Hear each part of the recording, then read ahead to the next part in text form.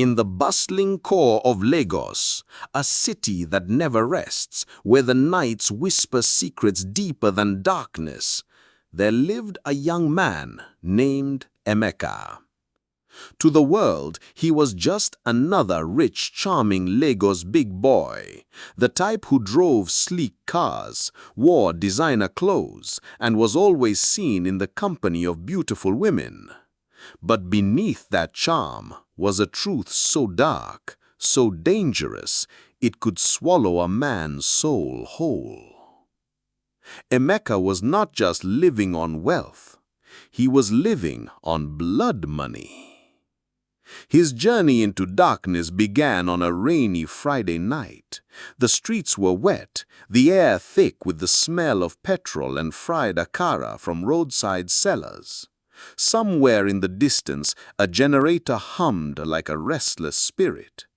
Emeka was at one of those upscale lounges on the island, surrounded by laughter, perfume, and the clinking of wine glasses.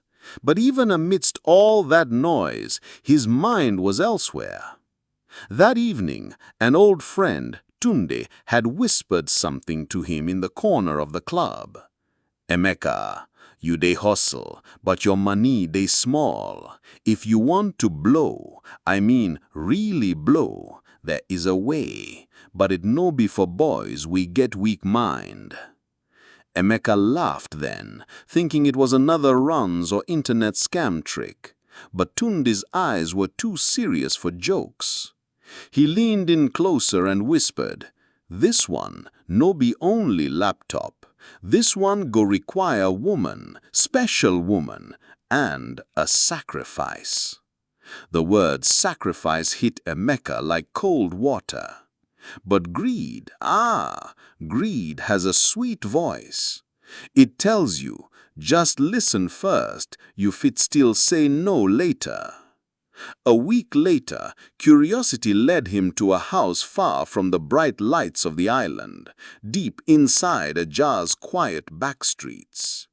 There, behind rusty gates and broken concrete, he met Babakura, a short, wiry man with eyes too sharp for his wrinkled face. The air inside Babakura's sitting room was heavy with the smell of burning herbs. Strange drawings marked the walls. Babakura's voice was like dry leaves when he spoke. "Young man, if you want the world to bow before you, you must give the world something it will never forget, a soul." Emeka almost turned back then, almost, but Babakura began to talk about the life he could have, fleets of cars, houses abroad, millions flowing in without stress. And then Babakura said something that locked Emeka's fate. "All you need is to bring a woman. She must sleep with you, and then she will belong to the spirits. Her life for your wealth." It sounded wicked. It was wicked. But the human heart, when poisoned by greed, can justify even the darkest sins. Emeka agreed. The first time, it was easy, too easy. A girl from a club, high on champagne and compliments, followed him home. 3 days later, Emeka woke up to an alert that shook his bank account. Money poured in from his clients abroad faster than he could count. And so the game began. But that night, the night this story truly began, was different. It was a cool Thursday evening. Emeka spotted her at a restaurant in Victoria Island. Her name was Amara. She wasn't like the others, no heavy makeup, no loud dressing. She had a quiet elegance that drew him in. When she smiled at the waiter, there was something pure about her. And for a man like Emeka, purity was nothing but an opportunity for corruption. From the moment they spoke, the connection was instant. She laughed at his jokes. She touched his hand when she spoke. She told him she was new in Lagos, working as a junior architect, chasing her dreams. The plan was simple. Charm her, Invite her over, let Babakura's ritual take its course. But as the evening went on, Emeka felt something unusual, something dangerous for a man in his line of work. He liked her. Not in the shallow, short-term way he liked other women, but in a way that made him want to hear her talk all night, in a way that made him wonder what she looked like when she prayed or when she cried. Still, the greed whispered, "Stay focused. One more woman and Babakura says your wealth will triple." Later that night, when Amara finally agreed to see him again, Emeka drove home in silence. His hands were on the steering wheel, but his mind was a battlefield between love and the dark bargain he had made. That night, in his dreams, Babakura appeared, standing inside a river dyed red. His voice echoed like thunder. "Emeka, the girl you met, she is the one. Bring her before the next full moon or lose everything. And when I say everything, I mean your money, your health, your life." Emeka woke up sweating. Outside, Lagos was just beginning to stir. The muezzins' call to prayer drifting through the morning air. But inside him, a storm had begun, one that would change everything. And so, the clock began to tick. 29 days till the full moon. 29 days to choose between wealth and love. For the next few days, Amara's face refused to leave Emeka's mind. Her laugh echoed in his ears when he tried to sleep. Her smile, soft but confident, haunted him even when he was with other women. But the deeper her image sank into his thoughts, the louder Babakura's warning became. Bring her before the full moon or lose everything. Emeka's wealth was not ordinary. It was like water pouring from a broken tap, endless but impossible to turn off. Deals he didn't even work for came through. Foreign clients wired money without questions. Even government contracts landed in his lap without him lifting a finger. But Emeka knew the truth. The money was not his. It belonged to the spirits who had given him the bargain. And if they ever came to collect, there would be no negotiation. On the 5th day, Emeka decided to call Amara. He answered on the 2nd ring. "Emeka, I was wondering if you'd call," she said, her voice warm like a Lagos evening after rain. They agreed to meet at a rooftop restaurant overlooking the city. That night, as the wind whipped through her hair and the lights of Lagos glittered below, Amara told him about her life. How she had grown up in Enugu, the only daughter of a pastor and a school teacher. How she had always dreamed of designing buildings that would stand for generations. She talked with her hands, her eyes lighting up when she spoke of her dreams. Emeka sat across from her, nodding, smiling, while inside a war raged. The plan was to invite her over that night. Babakura's instructions were clear. The ritual required intimacy, then a special drink laced with herbs that would bind her spirit to the river. But when the moment came, Emeka hesitated. Instead, he offered to drop her home. The spirits inside him stirred in anger. He could feel it, a heaviness in his chest like invisible hands squeezing his lungs. That night he dreamed again. Only this time it was not Babakura.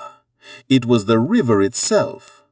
He stood on its banks, watching the water churn and twist as if alive. Dark shapes moved beneath the surface. Faces, hundreds of them, screaming without sound. A voice rose from the depths, a woman's voice, deep and cold. "Do not disobey us, Emeka, or you will join them." He blinked, and the figure was gone. The lights came back. The wine on the table still shimmered red under the chandelier. "Emeka, are you okay?" Amara asked, her voice soft but uneasy. He forced a smile. "Yes, I'm fine." Inside, he was breaking apart. The spirits weren't just impatient, they were warning him. If he didn't deliver Amara, they would take her themselves, and in that case, even he wouldn't be spared.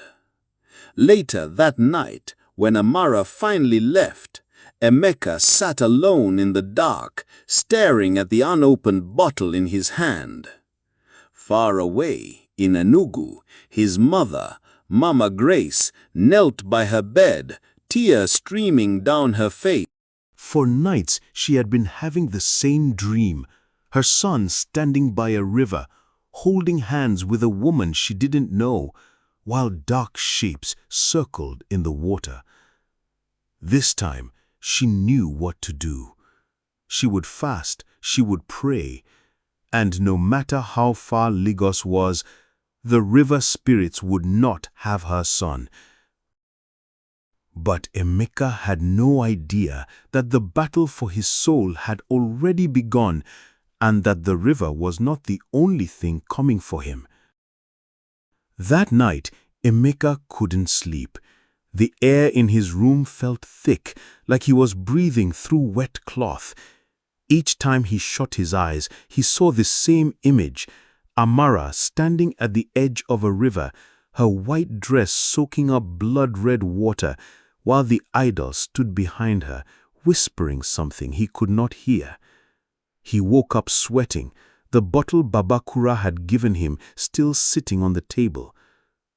At dawn, Emeka decided to visit Babakura. He drove through the early Lagos traffic, the streets still half asleep. Inside the shrine, the smell of incense and burning herbs was stronger than ever. Babakura did not greet him warmly. He simply looked at him, then said, "You saw them." Emeka nodded. "They were in my house. Baba, they opened the door." The old man leaned forward. "It means time is gone. The spirits are restless. The girl must be offered before the next new moon, or you will pay the debt yourself." Emeka swallowed hard. "Baba, I can't. His voice trailed off. Babakura's eyes hardened. "If you do not feed the spirits, they will feed on you and those you love." The words stayed in Emeka's head like a curse. Those you love. Meanwhile, Amara was at home, staring at her reflection in the mirror. The dreams were getting worse. She had begun waking up with wet footprints near her bed. The first time, she blamed a leaking roof. The second time, she started praying. But last night, she had felt a cold hand on her ankle before she woke up screaming. Her best friend advised her to stop seeing Emeka, but something, an invisible string, kept pulling her towards him. 2 nights later, Emeka invited her again. This time, he planned to go through with it. He set the table, dimmed the lights, placed the idol in the inner room with a candle beside it. The bottle was ready. Amara arrived in a red gown that seemed to glow in the candlelight. She smiled, but her eyes kept flickering to the locked door. Halfway through the evening, Emeka poured the drink. His hands shook slightly as he pushed the glass towards her. "Drink," he said softly. Amara took the glass, lifted it to her lips, but before it touched her mouth, she froze. "Emeka, why do I feel like you are hiding something from me?" The question cut through him like a blade. Before he could answer, the lights flickered again. This time, the shadows in the room stretched unnaturally, reaching towards Amara. She dropped the glass in shock, the wine spilling like blood across the table. A low, guttural voice filled the room, not from outside, but from everywhere. "Do it, or she will be taken another way." Emeka stood frozen. Amara clutched her chest, breathing hard. She didn't see the figure standing just behind her, tall, thin, dripping with water.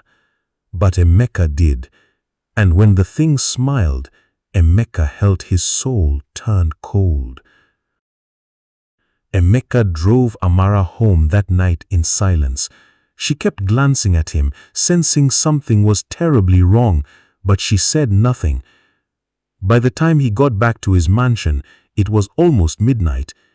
He opened the door and found the idol sitting on his bed. He had left it in the shrine room, but now it was here, its hollow eyes fixed on him. He backed away slowly. Then the idol spoke, not with a mouth, but in his head. "The river does not wait. The debt is due." In Enugu, Mama Grace woke from another dream, her heart pounding.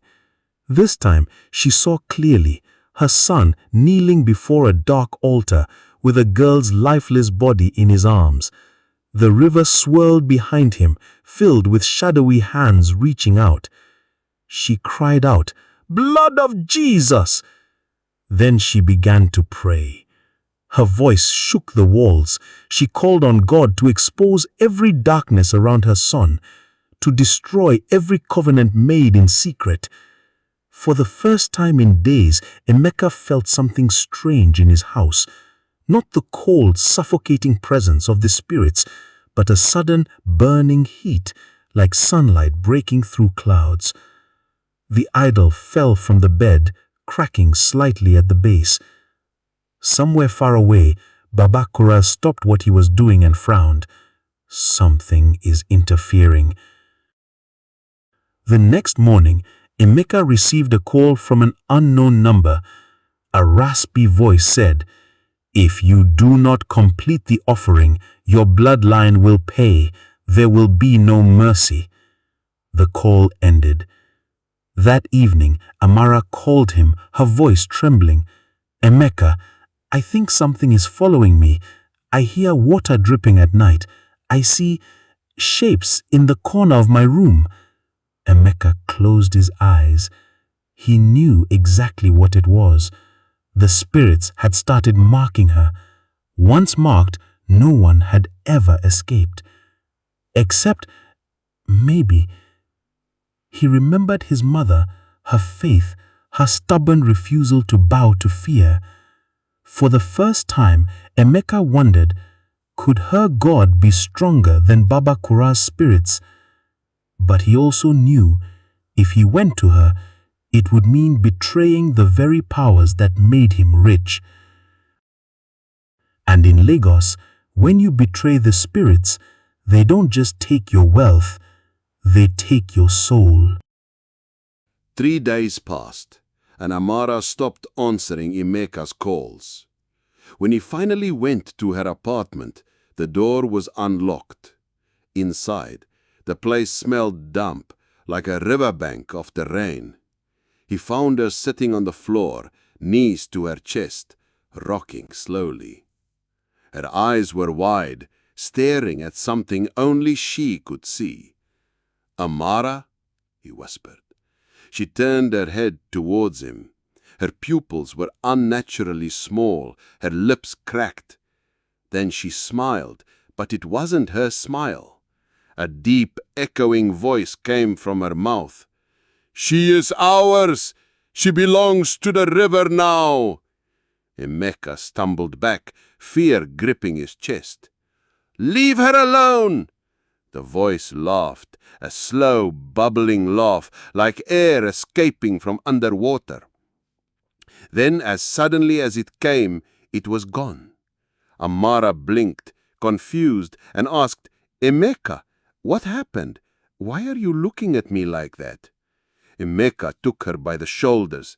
"You need to leave this place. Tonight. Come stay with me." But as he helped her pack, he noticed the wet footprints on her floor, and this time they were leading into her wardrobe. When he opened it, there was nothing. No clothes, no shelves, just darkness. And from that darkness, a hand reached out and touched his face. They left the apartment that night. Emeka locked the door and never looked back. But when they arrived at his house, Baba Kura was waiting at the gate. The old man's face was calm, but his eyes were sharp. "You're running from something you agreed to," Baba Kura said quietly. "I didn't agree to this," Emeka shouted. The old man shook his head. "Wealth is never free, Emeka. The moment you took your first million, you agreed." Amara clutched Emeka's arm. "What is he talking about?" Baba Kura stepped forward, ignoring her. "The new moon is in 5 nights. If the offering is not made, you both will belong to them. The river has already claimed her. Soon it will claim you too." That night, Amara refused to eat. She sat on the edge of the bed, staring at the wall. Emeka tried to talk to her, but her mind seemed far away. At midnight, she began murmuring in a language she didn't understand. Her voice grew louder, until she stood up and began walking towards the back door. "Amara!" She didn't stop. Emeka ran after her, but when he reached the door, he froze. The backyard was gone. In its place was the river. The water shimmered under the moonlight. Dozens of pale faces floated on the surface, watching him. Amara stepped forward into the water, and the faces smiled. "No!" Emeka leapt forward, grabbing her by the waist. The water hands rose, pulling at her legs, her gown, her hair. She screamed, but her scream was swallowed by the sound of rushing waves. And then, just as he was losing his grip, he heard a voice. It was his mother's voice. Far away, in Enugu, Mama Grace was praying. Her voice was shaking the atmosphere, calling on fire to burn every chain of darkness. The hands loosened, the river shimmered, then vanished. Emeka fell backwards, dragging Amara with him, both of them soaked in cold sweat. But Baba Kura knew. That night, in his shrine, the flames of his candles turned blue. He spat into the fire and muttered, "The woman is interfering." The spirits hissed in response. He looked into the dark water in front of him and said, "Then we must move faster." The moon rose that night, swollen and red like a bleeding eye. Inside his house, Emeka paced the floor while Amara slept fitfully. He could feel it. The air was heavy, humming with something unseen. At exactly midnight, the front door slammed open by itself. Baba Kura walked in, uninvited, wearing a robe the color of midnight. Behind him came 2 men with eyes as empty as graves. "Your time is almost up," Baba Kura said. "The spirits will not wait. The new moon is in 3 nights. If the offering is not made, they will take both of you." Amara stirred in her sleep, mumbling. Baba Kura's eyes flickered towards her. "She is the key, Emeka. Her life in exchange for yours. You already knew this." "I'm not doing it," Emeka said, his voice trembling. Baba Kura tilted his head, studying him. "You think you can defy the river? You think prayer will save you? Your mother's prayers may have slowed them down, but nothing can stop them when the blood moon calls." The 2 men stepped forward, but Emeka grabbed the kitchen knife, holding it out. Baba Kura's lips curled into a smile. "You are already theirs, boy, knife or not." The candlelight flickered, and just like that, they were gone. That night, Emeka dreamed of the river again. He stood waist-deep in black water, the moon burning red overhead. The pale faces whispered his name. From beneath the water, a pale hand rose, pressing against his chest. It burned like ice. He woke up gasping, clutching his heart, and saw wet handprints on his bedsheet. 3 nights before the new moon, Babakura sent a gift. It came in a wooden box, sealed with red wax. When he opened it, his stomach turned. Inside was a live white dove, its wings bound, its eyes terrified. A note sat beside it. Spill its blood on the night of the moon. Replace the girl with the bird, and you will be free. Emeka almost believed it. Almost. But deep inside, he knew Babakura was lying. The spirits wanted a human soul, and they would not be fooled by feathers. That night, Amara finally told him the truth. "I remember that night," she whispered. "The first night I saw you, I felt something follow me home. I didn't know it was because of you. I didn't know I was marked." Her voice cracked. "If killing me will save you, maybe you should—" "Don't say that!" Emeka snapped. They sat in silence. Outside, the wind carried a strange sound, like drums beating underwater. Then the lights went out. A low gurgling came from the bathroom. When Emeka opened the door, the sink was overflowing, but not with water. Thick black liquid oozed onto the floor, swirling with faces, and from the mirror, Babakura's reflection leaned forward. "You cannot run from your shadow. Choose, or they will choose for you." The lights flickered back. The sink was dry. The mirror was normal. But Emeka knew the time was up. Far away in Enugu, Mama Grace woke up from a dream, the same dream she'd been having for weeks. She saw her son in a river of blood. She saw a woman beside him sinking fast, and she saw a man in black chanting. Mama Grace was a woman of prayer. That night she lit a candle, opened her Bible, and fell to her knees. Her voice shook the small room. "Every spirit of death, every power from the river, every covenant made in darkness, break in the name of Jesus." At the exact moment she prayed, Emeka felt something shift.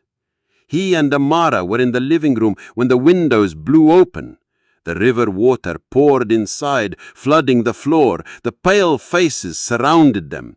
Babakura stood in the middle, holding a knife. "This is the final night," Babakura hissed.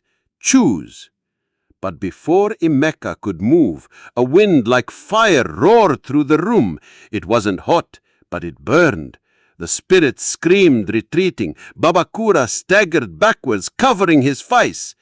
And from somewhere beyond the walls, Mama Grace's voice rang out, "Whom the sun sets free is free indeed." The water boiled away. The faces vanished. Babakura's body hit the ground lifeless. Emeka fell to his knees, gasping. Amara clung to him, trembling. When the silence finally settled, Emeka knew it was over. Days later, he traveled to Enugu. When he saw his mother, he fell at her feet, weeping. "Mama, you saved my life." She smiled through tears. "No, my son, God saved you. But you must never go back to the path you were on." Wealth gotten from darkness will always demand blood. Emeka nodded, holding her hands, and for the first time in years, he felt free.